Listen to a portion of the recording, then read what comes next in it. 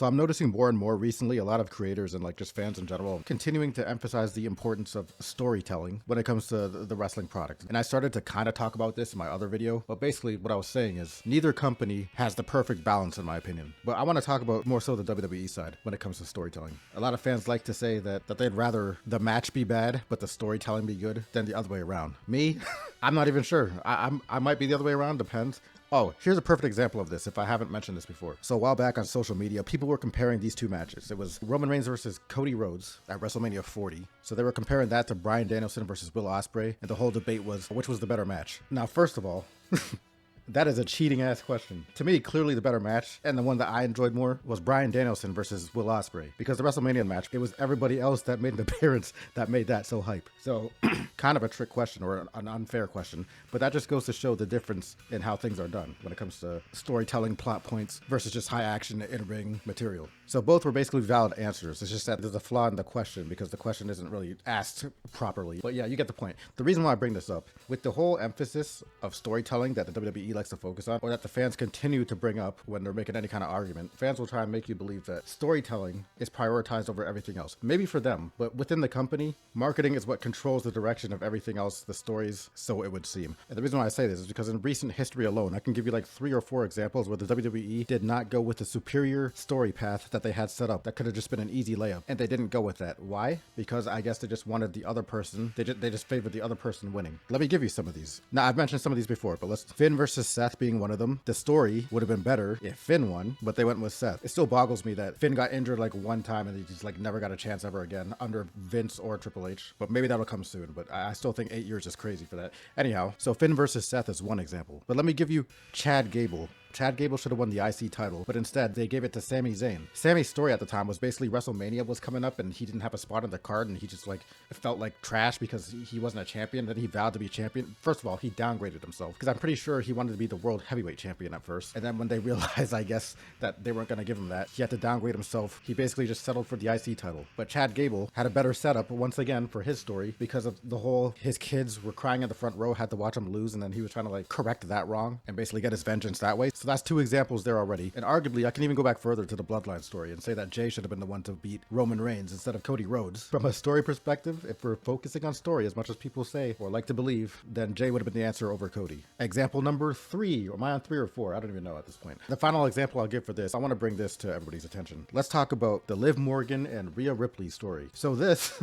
I actually thought this started off really good. It was actually one of my favorite programs going on at the time. But at this point, they've milked it. But the reason why I'm bringing this up is because I fully believe if Liv didn't accidentally injure Rhea, this story would have been way worse. Because it looked like they were, especially how they've been booking Rhea recently with like just looking unstoppable and just taking on everybody and whatever, to the point where fans are even starting to turn on her. Peak Rhea popularity, in my opinion, was when she first had the championship last year, 39, when she won it off Charlotte. She started off pretty damn hot, to the point where the Saudis came out and gave her a special entrance. And at the time, she was blowing, like she was basically going viral on social media and all this shit. She had a lot going for her. Right now, I don't think she's at that point right now. I think she's kind of like simmered or like fell off a little bit. Same way how Becky Lynch has fallen off since like peak the man. Anyways, if Rhea didn't get injured, I feel like Liv would have lost the championship already pretty quickly and this story would have been done with. Now, before anybody jumps in and says that would have been a better thing for the story, I disagree. At that point, it actually did make the story a little bit better and Liv got to have a little bit more of a better revenge tour. So that little period of capitalization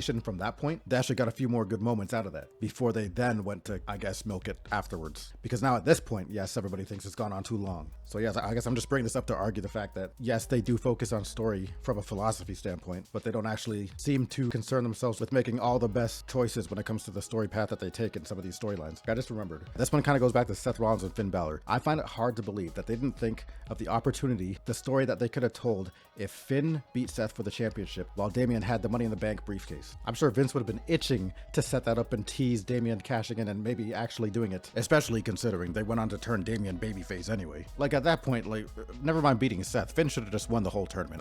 Whatever. But as of right now, if I did have to pick what I believe is the best storyline going at the moment, to my personal enjoyment at least, is probably Kevin versus Cody. And that's not even necessarily like amazing. That's just mostly because I'm interested in what Kevin's gonna do. For now, I guess it's just Kevin and Cody until they get to some of the actual non-filler content leading into Mania season, I guess. Semi-hot take here. Championship reigns are way too long. And I'm not talking like 1,000 days long or whatever Roman Reigns' length was. I'm talking about if you are champ for 2 months before they start throwing the filler feuds at our screen, then you don't need to be champion anymore. Drop that shit, tell some good stories with someone else until you got something good coming up again, and then maybe you can come back around, win the championship again, and have your sequel or whatever. But there's no reason to drag it out any further than it has to be, in my opinion. As far as good storytelling goes, you get in a feud with somebody, you run that story for its optimal length until you've exhausted all the plot points, and then you end it before it gets stale. Then you move on to the next person. If you got another good opponent, you do the same thing with them. Maybe that story ends up longer because it's, different story, different people, whatever. And you keep doing that until you find a good final opponent that you can hand the belt off to so that they can do the same thing with other people. If there's going to be a big gap in time because you got to throw filler in there because you're not allowed to lose a championship unless it's a big 4 pay-per-view, that's just going to be bad television in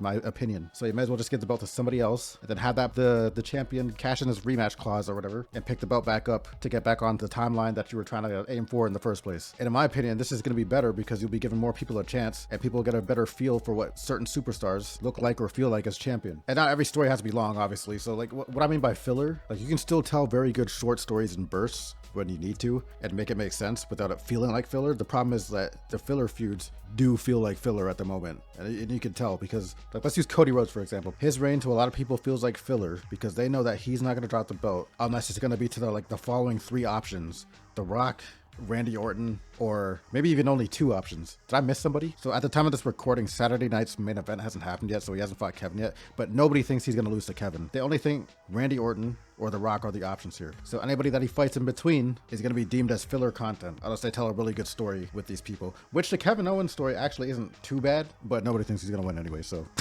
But yeah, short title reigns aren't bad. We can do both as long as you just don't over exhaust it and stretch it to the high hells or low hells. Because right now it only feels like there's one legitimate title on the line, and it's the World Heavyweight Championship. Because we all know historically they've never treated these 2 belts equally. So one of them feels more important than the other, and whoever's got the big W belt is more protected and blah blah blah blah. But yeah, that's my thought. Tyzik Thunder dropping out. Going down low, nasty uppercut.